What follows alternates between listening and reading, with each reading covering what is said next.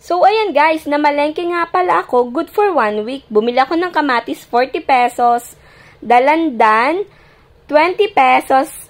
And then, yung lara nga pala, isang tumpok, 10 piso. Repolyo, 30 pesos lang yan guys. And then, syempre, ang pangrikado, ang sibuyas, 30 pesos. Yan. And then, yung bawang, 20 pesos lang yan guys. Yan, 2 tali ng pechay, 25 pesos. Then, 15 pesos yun naman. Yung kangkong. Ayan ang sariwa ng pechay, diba guys?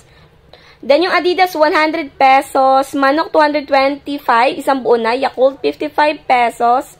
Tulingan, 110. Then, yan, 2 buo ng bangus is 125 pesos. Tulingan is 110. Then, galunggong is 100.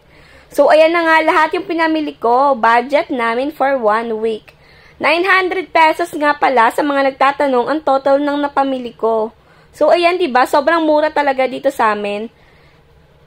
Yan na yung budget namin, good for 1 week. Ang dami na. Hindi ko na naisama yung iba kasi meron pa rin namang stock dito.